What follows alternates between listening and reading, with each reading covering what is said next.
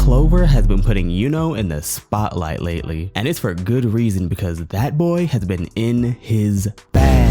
I thought what he did in the last chapter was impressive, but this chapter takes the cake. Enough stalling. If you could go ahead and leave a like for the YouTube algorithm, I'd greatly appreciate that, but without further ado, let's get into the video. Now, this chapter starts off with Lucius and Yuno facing off. As Lucius says, "You're strong indeed, but that is not enough to stop us." As we see those angels flying around, and the magic knights just start attacking immediately. They didn't waste any time, not even a second. Today I got time, cuz. Although to their surprise, they took no damage at all. It has multiple attributes and a tremendous amount of magic. It's completely impenetrable. So we get an explanation about these angels here from Morris. He says those who are unfit to be part of the new world have been modified to become its guardian angels. You what? Renegades that brought the world to chaos are now harbingers of order. What a rational world this is. Oh, okay, so at first I thought Lucius just created these angels, but it seems as though he's been turning other people into these angels. But it's weird though. I'm not sure why they look like that, but I guess that was of his decision. It's kind of weird though. They kind of look like mannequins. Why don't they have legs? They're like angel mermaids. The Magic Knights here were losing faith, so he came around and said, "No, you're wrong. No matter the odds, we must fight. We must protect our people." Because of course it seems like none of their attacks are working, which is actually crazy because these are like Lucius's foot soldiers. I mean, they came in like a flock of birds, so they're pretty much expendable for him, but they're straight up no-diffing the Magic Knights here. That is crazy. And then we got Soul here. It's been a minute since we've seen her in action. She says even if they were no match, even if it was reckless, even though they were from a lower class, they still fought. That's how they became stronger. And the same goes for me. Rah! She just charges in. She's on beast mode here as she uses her golem, and her golem here is going toe-to-toe with the angel. Okay, the light beam that it shot out was able to get blocked by the golem, and she's even surprised here that she blocked it. She's like, what? The bystanders here point out that Soul's magic got stronger just now, and it looks like it was due to a spell. As we see these little fairies flying around, we see Belle here blow a horn, so that's nice. Belle actually has a tool she can use, and this is a combo between her and Yuno. She can manipulate the flow of time and magic inside this space. Our allies' magic gets stronger while our enemies gets weakened. And this is a combo spell between her and Yuno. Star and wind spirit magic, Neverland. So right after Yuno just blocked a countrywide attack, him and Belle then envelop the whole country into a combo spell that can then amp them and debuff the enemies.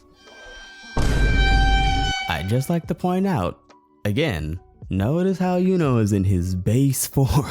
But I do gotta say though, this is so interesting to see a combo spell between a spirit and their host. I don't know why I didn't think like the spirit couldn't do their own spells, but this actually makes a lot of sense. But the thing is, now I'm curious to see just what the other spirit hosts or devil hosts can do as like a tag team ability. That would be dope. Like imagine Noelle and Yundine, Asta, Libe, or even Fuegoleon and the Salamander. Man, they just opened up a whole door of possibilities. Man, it is just crazy because Yuno, also being a powerhouse, also has access to defensive abilities, to utilities, support magic. Like, this is crazy. Klaus here gives him his flowers as he remembers to when Yuno was first recruited to the Golden Dawn, as he charges the rest of the group in to attack. And we get a nice morale boost here amongst the Magic Knights. As they say, we couldn't fight, we were even about to die. But thanks to this magic, we can fight until the very end as they charge in against the angels. Now Lucius here wastes zero time in making sure he goes in for an attack on Yuno. He zips right behind him and puts him inside of a time spell. This is mind-boggling here. Lucius says the basis of his time magic is aging. It manipulates and hastens the flow of time, but Yuno has a Uno reverse card here. As he says in Neverland, time does not pass.